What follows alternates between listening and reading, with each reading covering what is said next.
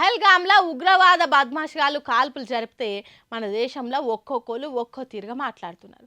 ఎవరికి ఏది దోస్తే అది మాట్లాడుతుర్రు. కొందరేమో సెక్యులరిజం అంటున్నారు, ఇంకొందరేమో మతోన్మదాన్ని రెచ్చగొడుతున్నారని అంటుర్రు. మానవత్వాన్ని మతాన్ని ఒక్క తీరుగా చూడొద్దు అంటుర్రు. అట్లా మాట్లాడిన వాళ్ళ మాటలు విన్నాక ఏపీ ఉప ముఖ్యమంత్రి పవన్ కళ్యాణ్కు కోపం వచ్చిందట. అగో చెప్తున్నాడు ఇనుండ్రి. 26 మంది చనిపోతే మత ప్రాతిపాదికన చంపినా కానీ మన సెక్యులర్ వాదులు, సో కాల్డ్ సూడో సెక్యులరిస్, వాళ్ళు ఏం మాట్లాడుతున్నారు? మతం అడిగి చంపలేదంటారు. చనిపోయిన మధుసూదన్ గారి భార్య అందరూ వాళ్ళ అబద్ధాలు చెప్తారు. వాళ్ళు పాకిస్తాన్ని ప్రేమిస్తూ ఉంటారు. వీళ్ళందరూ ఇక్కడ భారతదేశంలో కూర్చొని మీరు పాకిస్తాన్ని ప్రేమిస్తుంటారు. మొన్న కొంతమంది నాయకులు డిబేట్లో మాట్లాడుతుంటే చూస్తున్నాను. మీరు పాకిస్తాన్ అంత ప్రేమిస్తే దయచేసి పాకిస్తాన్కి వెళ్ళిపోండి, ఇక్కడ ఎందుకు?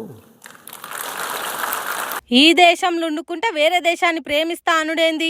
సెక్యులరిజం అని మొత్తుకుంటున్నారు. మతం అడిగి చంపలేదంటున్నారు. క్లియర్ గా అన్ని కండ్ల ముందు జరిగింది అనిపిస్తలేదా? చచ్చిపోయిన మధుసూదన్ భార్య తప్పు చెప్తుందా? అక్కడున్నోళ్ళు కాల్పులను కండ్లారా చూసినోళ్ళు చెప్తే నమ్మనోళ్ళు టీవీలలో కూర్చొని సెక్యులరిజం అంటే ఎట్లా, గింత ఘోరమా, ఏంటిది అన్నట్టు గట్టిగా ప్రశ్నిస్తున్నాడు పవన్ కళ్యాణ్. అంతేకాదు పాకిస్తాన్ మీద ప్రేమ ఉల్కవోసేటోళ్ళు ఇక్కడ ఉండు ఎందుకు, అక్కడికే ఓన్రి అన్నట్టు అడుచుకున్నాడు. టీవీ డిబేట్లల్లా షిల్లరోరు డొర్రెటోళ్లను. మరి నీచంగా మాట్లాడింది ఎవరు అనేది కూడా చెప్పింది నుండ్రి.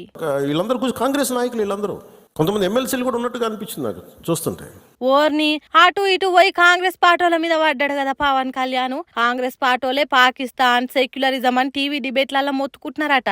మరి వాళ్ళు ఎవరో పేరు చెప్తే ఫలానా మనిషి ఎట్లా పడితే అట్లా మాట్లాడతాడు అనేది పబ్లిక్ కూడా తెలిసేది. కానీ వాళ్ళ పేరు చెప్తలేడు పవన్ కళ్యాణ్. మరి గిట్టని పార్టీ అని ఉత్తగానే బట్టగాల్చి మీదేస్తున్నాడా, లేకుంటే నిజంగానే ఉన్నారా? ఎవరో ఎమ్మెల్సీలు కూడా మాట్లాడుతున్నారని అంటున్నాడు, కానీ వాళ్ళ పేరు చెప్తలేడు. దాంట్లో నిజమెంతో అబద్ధమెంతో మనకు తెలియదు. ఇంకేమంటున్నాడు కాంగ్రెస్ నాయకులు? కాంగ్రెస్ లో విభేదం ఉంది. నిన్న మొన్నటి దాకా వైఎస్ఆర్సీపీ పార్టీలను తిట్టిన పవన్ కళ్యాణ్ ఇప్పుడు కాంగ్రెస్ పార్టీ ఎంబటి పడ్డాడు. అట్లా మాట్లాడిన కాంగ్రెస్ లీడర్లు మన దక్షిణ భారతదేశం నుంచే ఉన్నారట. అయితే అట్లా మాట్లాడితే ఊకునేది లేదంటుండు. దాడి జరిగినప్పుడు భారతదేశానికి నిలబడాలి తప్ప పాకిస్తాన్కి నిలబడతాం మీరు సెక్యులరిజం అంటే అది ఏ ససేమిరా, ఎవరు ఒప్పుకోరు. ఇక్కడ ఆ బలం మనం చూపించాలి. మనం అట్లా అస్సలే ఒప్పుకోడట పవన్ కళ్యాణ్. అందుకే జనసేన పార్టీ కార్యకర్తలు ఎట్లా ఆలోచన చేయాలనో చెప్పుకొచ్చిండు. Party we didn't expand as on now, we confined only to state AP కొంత తెలంగాణ.